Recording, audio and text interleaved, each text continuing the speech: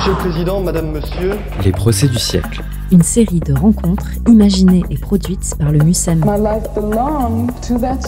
Saison 2, féminisme, genre et minorité. Réunissant témoins, spécialistes et pièces à conviction, les procès du siècle ouvrent un espace d'échange citoyen. Après une première saison consacrée aux questions environnementales, nous dédions cette deuxième saison aux minorités dominées et à leur manière de s'exprimer, de résister, de revendiquer leurs droits. Et devant lesquels j'ai cité un certain nombre de témoins. Les procès du siècle, saison 2. Féminisme, genre et minorité. 14 épisodes enregistrés dans l'auditorium du MUSEM. Épisode 3. Yel, mode ou avant-garde ? Avec Aline Laurent-Maillard, Yanis et Toufik Hakem à la modération. Bonsoir tout le monde et merci d'être venus nombreux malgré la pluie pour cette rencontre dans le cadre de la deuxième saison des procès du siècle du MUSEM. Et aujourd'hui, ce procès est consacré à un sujet très important, vous le savez, c'est pour ça que vous êtes venus nombreux, et très contemporain, le genre, l'identité et la solution trans, pour reprendre le titre d'un ouvrage qui vient de sortir, un recueil de témoignages, parce que peut-être que la première chose à faire est d'écouter la parole, le vécu, les souffrances et les engagements des principales concernés. Alors, l'année dernière, le Robert, le dictionnaire bien sûr, créait la polémique en décidant l'entrée du pronom « yel » dans son service en ligne seulement. Alors, de quoi parle-t-on exactement quand on dit « yel » ? Vous le savez, c'est la contraction de « il » et de « elle », et le pronom « yel » peut être utilisé pour désigner les personnes non-binaires, c'est-à-dire celles qui ne se reconnaissent pas exclusivement dans les genres féminins ou masculins. Alors ce soir, avec des témoignages de nos invités et des volontaires qui se sont inscrits à l'atelier de la commission d'enquête du dimanche, avec des pièces à conviction ramenées par nos invités et une pièce choisie de la collection du musée, on se demandera, et avec vous, public, si l'apparition de ce pronom « yel », de ce pronom neutre, témoigne d'une évolution durable de notre société sur la question du genre, ou si ce n'est que le symptôme d'un nouvel effet de mode. Ce procès du siècle appelle à la barre fluidité de genre, non-binarité, hétéronorme, assignation et autodétermination. J'appelle sur scène tout de suite nos deux invités, Aline Laurent-Maillard. Aline Laurent-Maillard, journaliste, auteur de livres sur la question. Le dernier en date, Le genre expliqué à celles et ceux qui sont perdus. C'est édité par Bûcher-Chastel. Vous êtes aussi productrice du podcast Free from Desire, un podcast introspectif dans lequel vous livrez votre propre parcours de personnes dites ace ou asexuelles et aromantiques, depuis votre construction genrée identitaire enfantine à votre rôle de parent célibataire épanoui aujourd'hui. Et j'appelle Yanis Sahraoui, du nom de scène Slimy, puis Yanis, auteure, compositrice, interprète et bientôt comédienne. Bonsoir Aline Laurent-Maillard, bonsoir Yanis. Peut-être pour commencer, on va clarifier nos propos, nos mots, mettre à jour notre lexique, et je prie ceux qui sont au courant de tous ces mots de nous laisser juste cette parenthèse, mais par souci de pédagogie, revenons sur les mots, les appellations, les pronoms. Yanis, vous vous présentez maintenant comme trans non-binaire, Aline Laurent-Maillard comme femme non-binaire. Qu'est-ce que cela veut dire au juste ? Aline ? Je trouve que se définir, c'est quand même particulier parce qu'il y a à la fois ce qu'on aimerait dans une utopie et ce qui est la situation actuelle. Alors moi, j'utilise dans ce genre de contexte femme non-binaire pour préciser que moi, je me sens non-binaire. Je comprends vraiment pas le concept de genre. J'ai pas l'impression d'appartenir à un genre ou l'autre. Je comprends même pas ce que ça veut dire en soi. Quand on dit « je me sens femme », ça me semble complètement étranger. Mais j'utilise quand même femme dans des contextes comme ça, de réflexion, parce que ma vérité, c'est que j'ai été socialisée, j'ai été éduquée comme une femme, j'ai vécu étant vue comme une femme, et toujours à l'heure actuelle, je suis vue comme une femme à qui on dit « ah, vous êtes la maman ? Ah, bonjour madame !» constamment. Et tout ça, ça a un impact sur la façon dont je vois le monde et la façon dont j'interagis avec le monde. Et donc pour moi, c'est important de garder femme et non-binaire ensemble dans des milieux comme ça de réflexion. Après, dans la vie de tous les jours, je dis juste je suis Aline ou je suis non-binaire, mais si on réfléchit, je préfère avoir les deux en même temps. Yanis ? Bah, moi, je suis une femme trans et après, je porte pas énormément de... Pour moi, c'est compliqué de le définir en détail. C'est ce que je suis et c'est la personne que je suis au plus profond de moi. J'ai dû déconstruire beaucoup de choses pour arriver là où je suis aujourd'hui parce que c'est pas quelque chose qui m'a été enseigné dans le sens où j'ai pas été éduquée dans une famille où j'ai forcément une ouverture sur ça. Je pense que si j'avais été justement amenée à me poser ces questions plutôt via la non-binarité, ça m'aurait aidé. Mais aujourd'hui, voilà, je suis une femme trans, je suis en transition, donc aussi c'est un parcours aussi qui est particulier, qui m'appartient, mais c'est moi. Vous dites pas non-binaire du coup? En fait, je suis passée par la non-binarité. Je pense qu'on est beaucoup, en tant que personne trans, à passer aussi par ça. Pour moi, la non-binarité, c'est quelque chose qui peut être aussi accessible à beaucoup de personnes. C'est pas forcément lié à une transition. Pour moi, la non-binarité, c'est accepter aussi que le genre est fluide, qu'on n'est pas forcément dans des rôles que préconçus. C'est-à-dire, être une femme, c'est pas juste être rentré dans certaines cases, et être un homme, c'est pas juste rentrer dans certaines cases. Moi, j'ai toujours eu cette pensée. C'est juste que la société, en soi, m'a pas forcément aidé à ça. Parce que, je veux dire, quand on est à l'école, quand on grandit, on est quand même mis dans des cases, moi, qui m'ont jamais servi. C'est-à-dire... Même à l'école, on me pointait toujours du doigt pour être, entre guillemets, différente. Et on me mettait un peu à côté, je comptais un peu pour du beurre, même quand on faisait des jeux filles-garçons. Enfin, j'étais jamais dans un... On ne savait pas où me mettre. Donc c'est intéressant, parce que même avant qu'il y ait tous ces questionnements qu'on a aujourd'hui, parce qu'avant, on n'avait même pas ces mots-là, les gens faisaient déjà ce truc de ne pas savoir où mettre.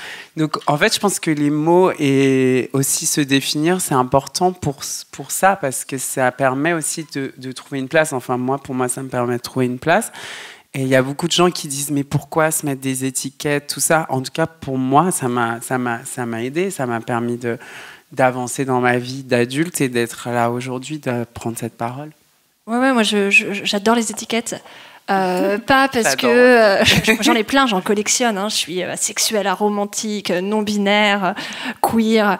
Pas parce que j'adore être limitée dans une boîte, mais parce que je trouve que ça permet, d'une part, d'expliquer facilement qui on est. Moi, j'ai pas l'impression d'avoir changé depuis que j'ai réalisé que j'étais non-binaire. J'ai juste l'impression d'avoir un terme maintenant que je peux donner aux gens, et tout de suite, les gens comprennent un peu mieux où je me situe. Et c'est arrivé quand, ce terme? C'est arrivé, le terme historiquement. Chez vous, c'est-à-dire à quel moment vous théorisez votre genre? Franchement, il n'y a pas si longtemps que ça. Je pense il y a 1 an et demi, 2 ans peut-être. Et depuis que la première fois que j'ai entendu le non-binaire, je me suis dit oh, mais c'est génial, ça me parle vachement. Si j'avais été adolescente, si j'avais eu ce terme adolescente, j'aurais été non-binaire. Et j'ai mis du temps à comprendre que j'étais toujours la même personne et qu'on pouvait être non-binaire en étant adulte. Et voilà, il y a juste un moment, une pote m'a regardée et m'a dit mais tu crois pas que t'es non-binaire? Et j'étais genre ah oui, si, effectivement, j'imagine. C'est pas parce que je suis à l'aise avec mon prénom, avec mon pronom, avec mon apparence physique. Enfin, ça a été un chemin. Moi, je suis passée par une assignation plutôt féminine, opération augmentation mammaire, parce que justement, je me cherchais, je me disais comment je fais pour être vraiment femme. Mais bon, arrivée à la trentaine, j'avais enfin à peu près trouvé ma place. Et c'est du coup à ce moment-là que j'ai découvert ce terme. Et donc, j'ai pas l'impression d'avoir transitionné, parce que j'avais déjà fait une longue transition avant d'avoir ce terme, une exploration, une recherche de soi. Et c'est aussi ça qui est intéressant dans le terme non-binaire, c'est qu'il arrive et qui touche plein de personnes qui ont eu une construction de genre différente en fait, selon leurs âges, selon l'époque à laquelle ils sont nés, ils ont grandi. Grandir dans les années 2000 avec l'hyperféminisation, les tops moulants, les mini-jupes, les strings et tout ça, c'est autre chose que grandir aujourd'hui par exemple. Donc c'est pas le même rapport à son genre et à la non-binarité. Ni elle, ni il, mais yel. Alors, Yanis, vous m'avez dit que c'est un terme que vous employez faute de mieux. Vous êtes construit avant que le mot yel existe. On n'a pas eu le choix que de le créer. Enfin, la communauté queer n'a pas eu le choix que de le créer, dans le sens où je pense que la langue française aussi, c'est qu'elle est très genrée, et quand on est en transition, qu'on soit non-binaire ou même une femme trans comme je suis, c'est une langue qui est complexe dans le sens où on est toujours rappelé à un genre, et c'est mouvant selon les périodes. Enfin, et je pense que le pronom Yel, il a été créé parce qu'on n'a pas... il y a beaucoup de débats, c'est-à-dire même les politiques s'en emparent, dans le sens où ça crée des polémiques. En vrai, quand le they them a été créé, enfin qu'il a été employé pour ça en Angleterre, ça n'a pas créé les mêmes polémiques. Il y a plein de langues aussi qui n'ont pas de pronoms. Faut pas oublier on sort rarement de notre pensée en pensant que tout le monde fonctionne comme ça, mais il y a des langues où les gens ne sont pas genrés. Enfin, et on va en parler, oui. Oui, c'est important parce que on oublie qu'il y a plein de manières de communiquer, différentes selon les pays. Mais vous n'aimez pas ce mot quand vous dites faute de mieux, je veux bien l'employer. Si, moi je le trouve bien. Après, je trouve que malheureusement, c'est dommage qu'on soit dans un combat et que ça soit presque utilisé de manière politique pour dire que c'est une propagande, qu'on est en train de détruire la structure de la société en faisant de la place pour certaines personnes. Enfin, c'est quand même assez difficile de se ramasser ça en tant que personne trans, parce qu'en fait, on essaie juste enfin d'avoir une place. On nous a déjà mis des bagages sur le dos pendant des années. On sait quel est le bagage du mot trans. Enfin, c'est très récent qu'on l'a déconstruit et qu'on a enfin de la visibilité. Mais en vrai, la visibilité trans, elle est très récente. Donc, le problème, c'est que une fois qu'on arrive à enfin faire passer des messages et à inclure des personnes, on nous dit qu'on est en train de faire de la propagande.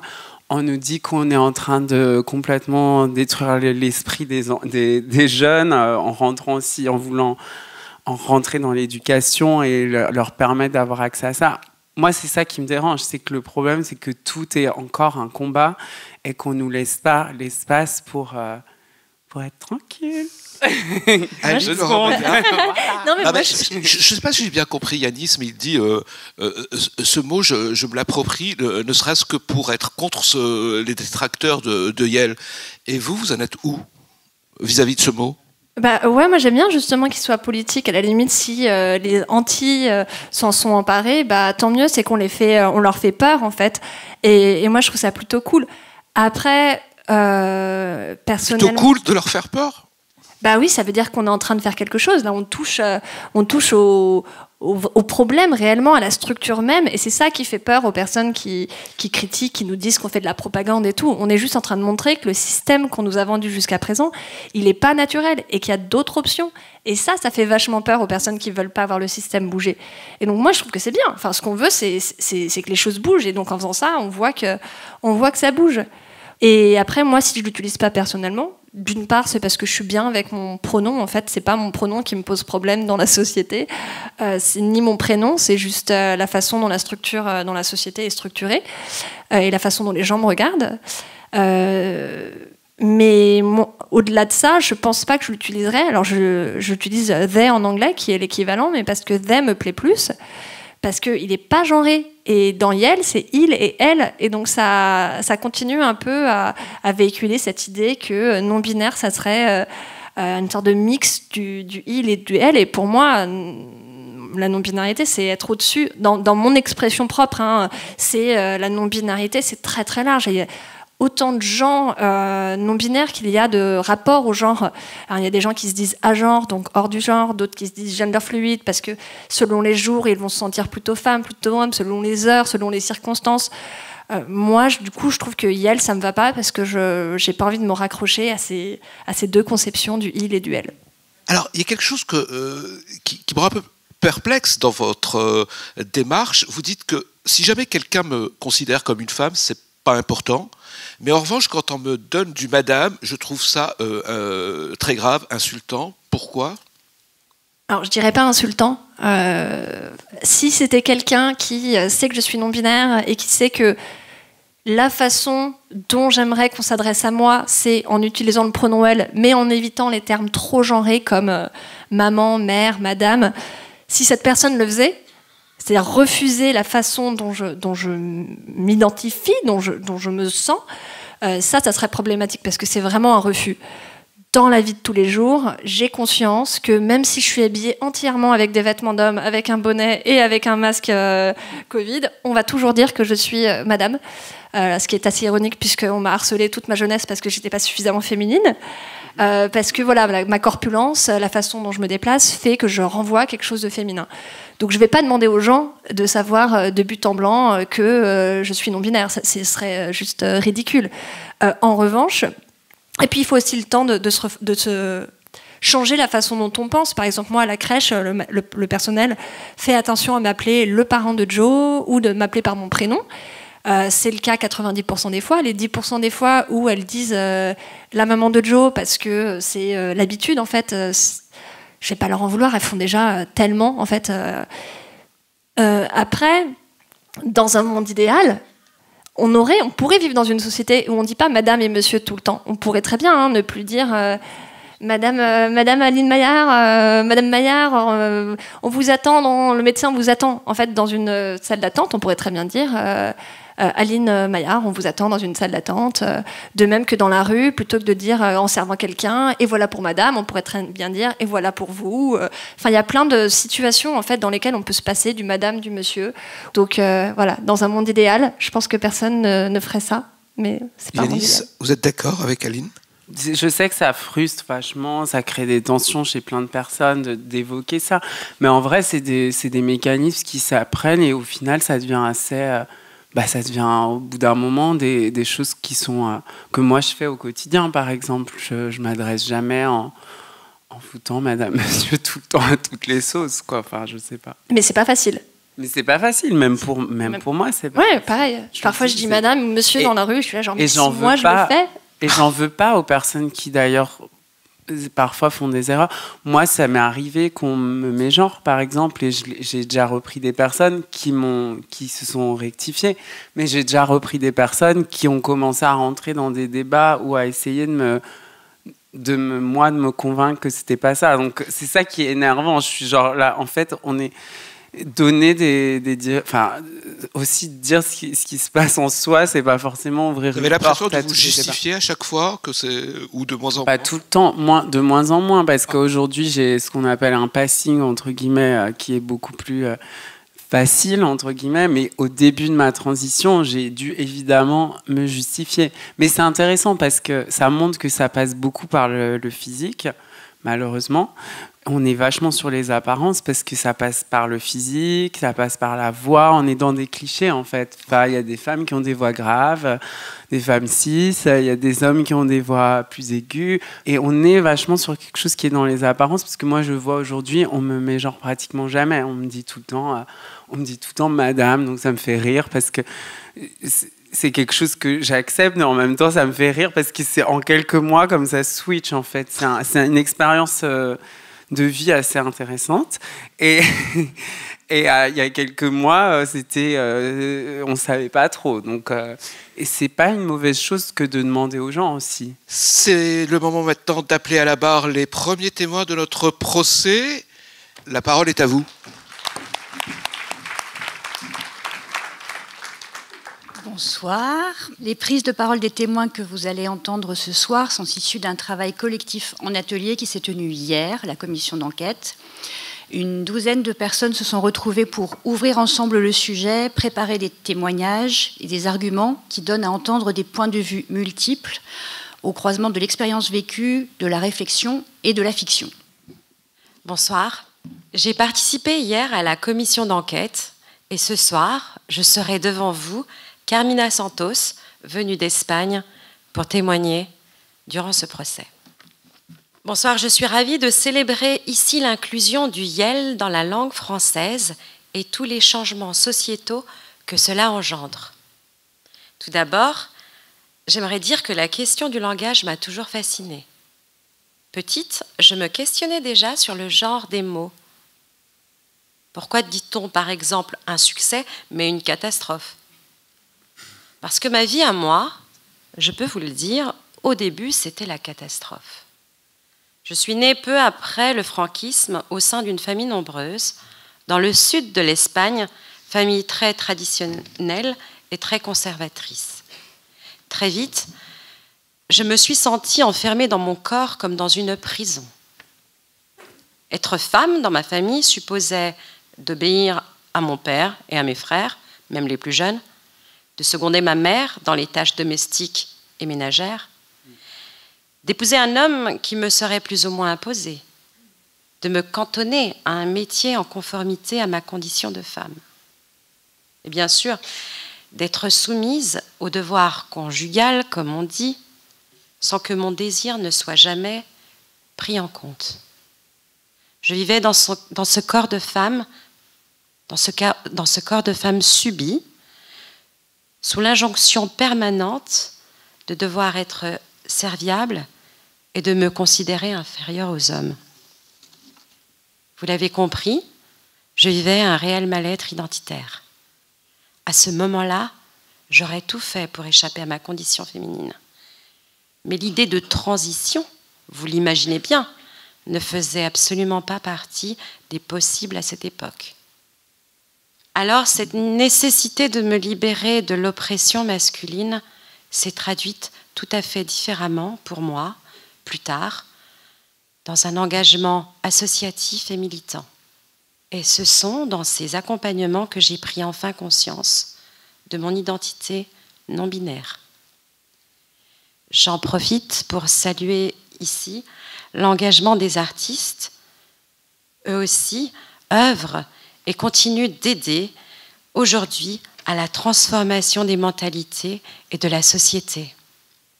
Par exemple, pour nous, en Espagne, le mouvement artistique de la Movida dans les années 80 a incarné ce combat avec Pedro Almodóvar comme représentant le plus emblématique. Puis, plus tard, je me suis engagée en politique pour défendre le féminisme et la prise en compte de la diversité des identités et des réalités humaines. Vous comprendrez donc que la naissance du pronom Yel constitue pour moi une étape très importante de ce combat. Je vous remercie de votre attention. Maintenant, allons voir ce qui se passe ailleurs avec votre pièce à conviction, Aline Laurent-Maillard, et cet extrait de votre livre, Le genre expliqué à celles et ceux qui sont perdus, aux éditions Buchet-Chastel. Est-ce que vous pouvez nous dire de quoi il s'agit ? Alors c'est déjà une super illustration de Émilie Sarnel qui avait fait les illustrations de notre guide. Dans notre livre, en fait, pour bien faire comprendre que le genre est une construction sociale, moi j'essaye toujours de m'atteler à montrer que c'est pas pareil partout et c'est pas pareil tout le temps. Et ce qui prouve bien que c'est pas aussi naturel que ce qu'on essaye de nous dire. Et donc, avant la colonisation et avant que les Européens arrivent à inonder le monde entier avec leur idée selon laquelle il y aurait que deux genres, deux sexes, comme ils disaient à l'époque, on avait plein d'endroits en fait où il y avait 2, 3, 4, 5 genres.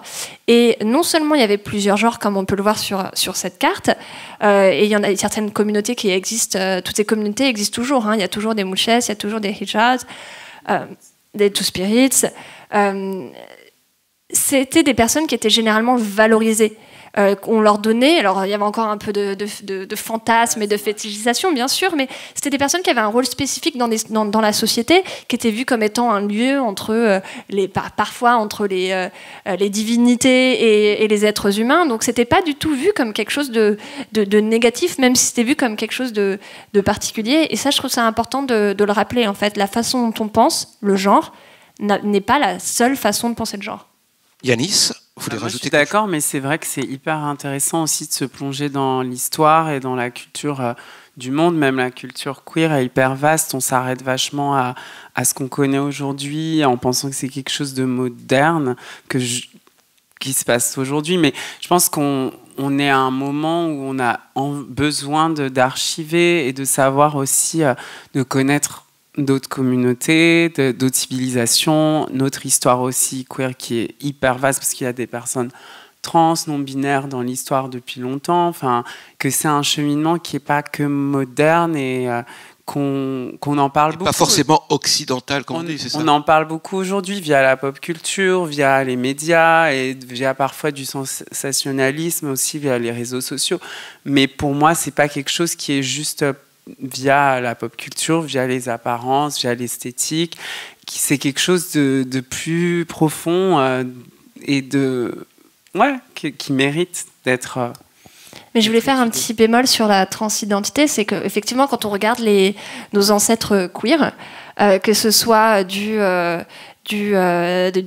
ou 19e siècle, ou même du Moyen-Âge, de l'histoire, César et tous les autres de l'Antiquité, c'est toujours très délicat de vouloir dire « Ah voilà, il y avait des personnes trans, il y avait des personnes gays, il y avait des personnes bi », parce qu'à l'époque, c'était même pas comme ça, en fait, que leur cerveau fonctionnait. Et avec les mots, on change la façon dont on pense. Et à l'époque, il n'y avait pas cette idée de genre, il n'y avait pas cette idée même de juste deux sexes complémentaires.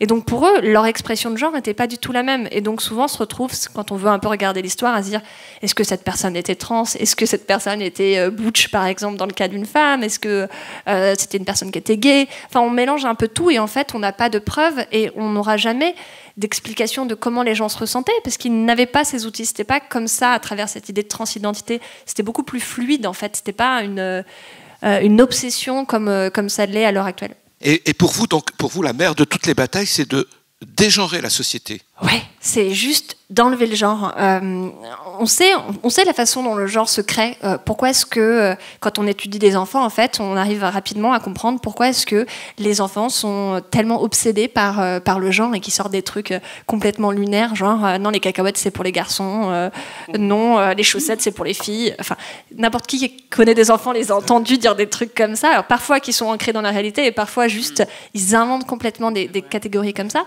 Parce qu'en fait, nous, en tant qu'adultes et en tant que société, on passe notre temps à diviser la société en deux groupes. Les enfants voient ça, en fait. Les enfants voient ça et essayent de s'expliquer ça, essayent de comprendre et intègrent très vite que tout est divisé en deux catégories, et en deux catégories qui sont imperméables. On ne peut pas passer de l'un à l'autre, elles sont complémentaires, et surtout, il y en a une, et ça encore, on a les études scientifiques le prouvent, les enfants comprennent très très tôt que les filles sont inférieures aux garçons, et que les garçons sont supérieurs aux filles. Alors, si on arrêtait de s'intéresser autant au genre, non seulement les enfants intégreraient beaucoup moins ces catégories de genre et s'y intéresseraient beaucoup moins et verraient la différence fille-garçon comme on peut voir la différence blond-brun, petit-grand, gros-maigre, riche-pauvre. Enfin. Et pourquoi tout dégenrer, c'est mieux que d'accepter tous les genres ? Parce que c'est ce qu'on disait tout à l'heure, en fait, ça nous évite de nous questionner. Si on enlève le genre, on est sûr de ne pas faire de gaffe. On n'a plus besoin de se poser des questions de comment est-ce que j'interagis avec telle personne, quand est-ce que je lui demande. Et d'ailleurs, si on prend le problème numéro 1, c'est l'état civil. Si on enlevait à l'état civil le sexe, qui ne sert strictement plus à rien, normalement, hommes et femmes ont le droit à faire les mêmes choses. On a le droit de se marier entre nous, d'avoir des enfants, quels que soient nos sexes dans un couple. Donc vraiment, cette mention n'a plus aucune raison d'être. Si on l'enlève, on se simplifie énormément la vie quand même. Ça veut dire que c'est déjà toutes les transitions... dans certains pays en plus. À l'état civil... Ouais, c'est en cours. Sur je ne sais pas où ils en sont. Il y a plus. Mais parce qu'on est en Europe, tous les pays qui ont supprimé la mention de sexe ou la mention de genre, selon la façon dont ils définissent ça, de leur carte d'identité, ne peuvent pas l'enlever de l'état civil parce que c'est nécessaire sur le passeport européen. Donc dans tout l'état... Ouais. Mais par exemple, il y a des pays qui font qu'on n'est pas obligé de l'indiquer. Au Canada, par exemple, je ne sais plus si c'est un X ou si c'est un non appliqué, mais ça reste... On pourrait juste dire, il n'y a pas de case à remplir. Ça ne changerait strictement rien. Ça voudrait dire que quand je vais à l'école, à la crèche de mon enfant, j'ai pas besoin de... Il n'y a pas un genre auquel mon enfant n'a pas choisi, qui s'afficherait partout. Problème, et donc pas de vestiaire pour les femmes et pour les hommes, tout ça disparaît. Ouais. Moi j'étais à Berlin il y a genre une semaine et j'étais dans un spa et c'était des vestiaires qui communiquaient, donc qui étaient ouverts. Donc en fait, on peut aller dans les deux sans problème. C'est pas du tout... Et c'est des vestiaires non genrés, ça se passe très bien. En Suède, tous les toilettes sont non genrées, il n'y a pas de... C'est comme ça de partout, c'est-à-dire Mais c'est marrant parce que les touristes souvent sont un peu surpris, ils ont un peu peur. Ouais. Mais je sais pas, c'est... Ouais. Mais surtout qu'il y a plein de bénéfices. Bien se passer. Si tu prends les toilettes, bon, alors d'une part, il y aurait plus de queue, enfin, plus d'attente. Puisque les toilettes ont été faites en pensant aux besoins masculins, on a divisé en disant il faut le même espace. Bah non, en fait, parce qu'il y a des personnes qui menstruent et qui vont massivement dans les toilettes des femmes, parce que ce sont encore majoritairement les femmes qui s'occupent des enfants et qui du coup vont plus souvent dans les toilettes. Donc en supprimant ça, déjà on aurait moins de problèmes de personnes qui font la queue et qui attendent et d'autres qui n'attendent pas. Mais en plus de ça, on va aussi régler le problème de harcèlement dans les écoles. Tous les tests ont montré que quand on avait des toilettes genrées, il y avait moins de harcèlement et moins de violence. Alors généralement, c'est harcèlement chez les filles et violence chez les garçons. Et qu'il y avait aussi la propreté. Mais c'est un truc, genre tout d'un coup, toutes les toilettes sont propres, quoi. Donc, en se mélangeant, on a tout à gagner on a tout à gagner. Alors, pour reprendre l'intitulé du débat, est-ce que le YEL, c'est un phénomène de mode ou plutôt on est dans l'avant-garde? Je voudrais que vous commentiez cette photo. Timothée Chalamet au Festival de Venise, à la dernière Mostra de Venise, et le rappeur Ichon. Et ben voilà, merci Yanis. Vous le connaissez, il est pris en photo par le magazine Antidote, un magazine de mode très à l'avant-garde des combats justement pour le genre, pour l'acceptation de tous les genres. Qu'est-ce que ça vous inspire, ces photos? Vous vous dites, c'est bien, cela veut dire que des grandes stars actent le fait que c'est le débat du moment, où vous pouvez dire que c'est peut-être de la récupération? Pour moi, ça passe pas que par l'esthétique et par le. Après, je peux comprendre dans le sens où tout le monde a parlé, par exemple, de la tenue de Timothée Chalamet, parce qu'il a. Fallait oser, non? Le dos nu. Oui, mais bon, c'est pas non plus. Pour moi, il y a des personnes qui ont fait bien plus de choses et qui font bien plus de choses. Après, évidemment, ça permet à des gens peut-être de se projeter, de se dire qu'ils peuvent porter certaines choses. Mais il faut aussi se détacher de l'esthétique et du vêtement. C'est quelque chose qui, moi aussi, m'a permis d'avancer, de construire. Mais dans ça, c'est un tapis rouge. Enfin bref, voilà, il s'amuse, tant mieux pour lui. Hein, mais il n'est pas en train de combattre pour moi. C'est pas lui qui m'aide à avancer dans ma transition, je peux vous assurer. Dis l'autre. Je l'aime bien aussi, mais il m'aide pas à avancer dans ma transition. Mais ils sont mignons, ils sont cute. J'aimerais bien leur parler, les rencontrer, ils sont cute, mais c'est... Alice, j'ai lu vos articles, vous étiez plutôt très gentil et vous avez accueilli cette prestation de Timothée Chalamet avec, disons, beaucoup de plaisir, en disant ça peut faire avancer les choses, quoi. Alors moi, j'ai beaucoup réfléchi à cette question puisque c'est littéralement le sujet de mon dernier livre, Libéré de la masculinité, comment Timothée Chalamet m'a fait croire à l'homme nouveau. Donc c'est un essai où je discute pas que de Timothée Chalamet, mais de la façon dont les stars masculines évoluent et pourquoi est-ce que tout d'un coup on s'est mis à adorer ces petites créatures toutes minces qui effectivement expriment une féminité. Bien sûr, la situation est compliquée et c'est très clairement pas eux qui vont changer la situation et c'est des hommes en pouvoir qui craignent rien à changer leur tenue vestimentaire. Mais ce sont des modèles quand même. Mais pour autant, il y en a toujours eu. Enfin, il y a eu Prince, il y a eu Bowie. Enfin, là, on parle du grand. C'est les célébrités de maintenant quand même. Ah oui, mais tu vois, ils n'inventent rien pour moi. I'm sorry, mais non, mais moi j'ai eu plein de témoignages de jeunes et de moins jeunes. Non, mais je suis d'accord avec toi. Ils inventent rien. Je veux dire, Prince est passé devant. Moi, je trouve que Timothée Chalamet a un nouveau rapport à la mode quand même, dans le sens où il pique pas des éléments à la garde-robe féminine, mais essaye de voir à quoi pourrait ressembler une garde-robe masculine qui serait libérée un petit peu plus direct, parce que cette tenue, c'est pas une tenue de femme non plus. Hein. On est vraiment sur quelque chose qui est dans l'exploration vestimentaire. Ils s'habillent pas de façon comme ça dans la rue. Ils ont pas de grands discours non plus sur le genre dans les médias. Pour autant, c'est surtout que les médias en parlent. Et quand c'est des personnes queer, tristement, personne n'en parle. Mais quand c'est un Timothée Chalamet... c'est ça le problème. Ouais, mais du coup... C'est qu'il n'y a pas beaucoup de diversité, moi. Et pour moi, c'est des coups médiatiques, c'est des moments, c'est des tapis rouges, c'est une photo pour une campagne, pour un sac. Moi, j'ai envie que les gens racontent leur parcours, qu'on les entende. Si une personne trans le faisait, ça créerait pas la même chose. Les gens s'en ficheraient. Bon, alors comme je devinais à peu près vos réactions, je me suis dit, je vais chercher autre chose. Et là, c'est différent. La transition. On peut parler de transition cette fois-ci. Voilà, c'est une transition, oui. C'est une personne trans. Mais c'est une personne trans qui a pris la parole sur sa transition, qui a Donc Elliot Page, mais en vrai c'est vraiment différent parce que c'est un parcours et c'est un engagement aussi qui est haut, après Elliot Page il a pris la parole aussi via des associations. Enfin c'est vraiment, pour moi c'est différent. Et c'est une personne qui prend des risques en transitionnant pour sa carrière. Alors il se trouve que c'est à peu près la première fois qu'il y a une transition qui est pas trop défavorable à la personne, parce qu'encore une fois on est en 2022 et plus en 2018, et que Elliot Page était déjà dans une série qui était très importante et Netflix pouvait pas dire bon on enlève le personnage parce qu'il a transitionné, ou pouvait pas dire on garde le personnage mais on le fait pas transitionner. Donc il y a eu cette chance incroyable pour Elliot Page dans une situation où il pouvait se permettre de faire sa transition, et puis le Covid aussi qui a permis d'expérimenter chez soi. Pour plein de personnes trans. Sauf que Netflix a dit que la plateforme a dit qu'elle était fière de pouvoir avoir Elliot Page. Il a eu la une de pratiquement tous les journaux. Il est célèbre. Là aussi, on peut parler de signe des temps. Oui et non. Enfin, déjà, oui, bien sûr, ces personnes sont célébrées. De même que Billy Porter, quand il a porté une robe tuxedo, il a aussi été célébré. Mais c'est des personnes qui vivent ça dans la vie de tous les jours, qui ont du coup une expression de genre ou une identité de genre hors norme dans la vie de tous les jours et qui prennent cher dans la vie de tous les jours. Elliot Page, déjà dans la vie de tous les jours, mais dans sa vie professionnelle, il se fait insulter tout le temps. C'est une évidence. Déjà, je vois nous dans notre micro célébrité comment on se fait harceler et embêter.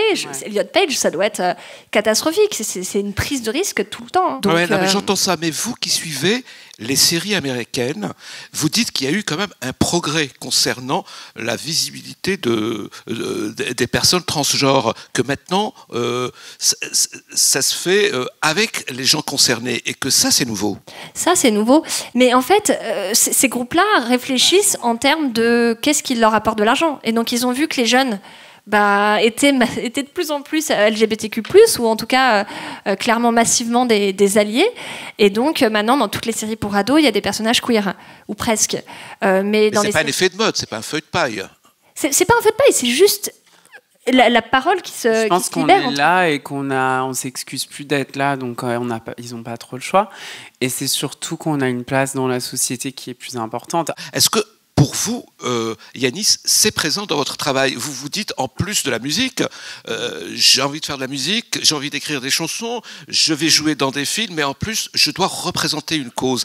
Est-ce que vous le faites d'une manière plutôt volontariste, ou est-ce que vous le faites parce qu'il faut le faire? C'est pas que j'ai pas le choix, mais c'est des prises de parole qui sont... Enfin, moi, je parle de ma vie, de mon vécu, donc... Dans un sens, je suis politique et je représente une cause, mais un peu parfois malgré moi, dans le sens où moi, je me rends compte que quand je parle de mon parcours et de ma vie, c'est forcément quelque chose de politique. Ouais. Mais c'est ma vie, c'est comme n'importe quelle personne qui est là, va parler de son parcours. C'est pas pesant, des fois, d'être porte-parole d'une cause Moi, ça me fatigue pas, parce que je pense que c'est important. J'aime parler aux gens, et je pense que la chose que j'aime le plus, c'est faire des chansons. Donc c'est être sur scène, c'est toucher des personnes, et pour moi la musique c'est quand même assez incroyable pour ça, c'est que ça peut toucher des publics très différents. Il y a des gens qui viennent me voir qui sont complètement hors sol de tout ce qui se dit ici, de la communauté queer, LGBT, mais qui sont touchés par une chanson. Moi je pense qu'on peut toucher les gens de plein de manières, mais c'est pour ça que je pense qu'il faut qu'on soit aussi dans l'écoute, et qu'on laisse la place aux gens pour raconter leur histoire. Pour moi, la culture et les films, les séries, il faut qu'on laisse les gens raconter leur histoire. Moi, les personnages m'ont été. L'art, et justement, je vous demande, cette fois-ci, je vous présente une pièce à conviction. C'est une pièce du musée, et j'appelle à la barre la conservatrice Marie-Charlotte Calafa. Merci d'être venue, et qui va nous dévoiler une pièce, d'ailleurs une pièce assez rare, de la collection du Mucem. Qu'est-ce que c'est que ça? Alors, c'est une coiffe qui provient de Macédoine, dans une région qu'on appelle la Roumlouki. Et il y a plein de villages, une cinquantaine de villages dans cette zone du Roumlouki, dont un qui s'appelle Jida. et qui est particulièrement connue pour son costume traditionnel de mariée. Donc, il s'agit d'un Katsouli, c'est son nom, et c'est une collecte faite par des ethnologues vers 1956 en Macédoine, en Grèce. Et ce qui se passe, c'est que va être étudiée notamment cette coiffure qui est donc un élément clé du costume de mariée féminin, pour ce qu'il raconte d'une légende qui invoquerait les temps d'Alexandre le Grand, quand celui-ci aurait trouvé les hommes très lâches sur un chantier, les femmes, elles, géraient et notamment amenaient les vivres, et à la fin de la bataille, il a enlevé les casques des hommes pour les mettre donc sur la tête des femmes. Et en effet, quand on la regarde un peu de près, c'est de la cotonnade noire. Après, il y a beaucoup de fanfreluches, des fleurs, toute une partie dorée. Mais ce qu'elle représente est particulièrement intéressant quand on est sur l'histoire du costume traditionnel, et en particulier lors de rites de passage, parce qu'il y a plein de codes de lecture sur l'apparence, sur le costume. Et là, on est sur un code de renversement, ce qui est véritablement rare dans le costume traditionnel, et encore plus donc dans le moment du mariage, où on peut être peut-être un peu normé aujourd'hui avec l'idée que la robe de mariée est une robe blanche. C'est quelque chose qui est arrivé très tardivement, en fait, au XIXe siècle, et la collection du MUSEM traduit une diversité incroyable de costumes de mariée. Mais ce qui est particulièrement intéressant sur cette coiffe, c'est qu'elle est vraiment unique dans ce déplacement du genre d'un élément masculin venant sur un élément féminin, parce que majoritairement, ce qui va rester sur ces costumes traditionnels des femmes en Europe et en Méditerranée, c'est que les femmes vont être porteuses d'énormément de pièces de textile, qui fait qu'on va montrer une forme de richesse, l'envie d'un épanouissement à un moment de sa vie, mais absolument pas ce qui est cette... Et je propose de revenir sur l'image de la costume de mariée Jida, parce qu'au-delà de cette coiffe, c'est une ceinture métallique, on dirait quasiment donc une armure, une redingote. Il y a également tout le reste du costume qui traduit cette même histoire.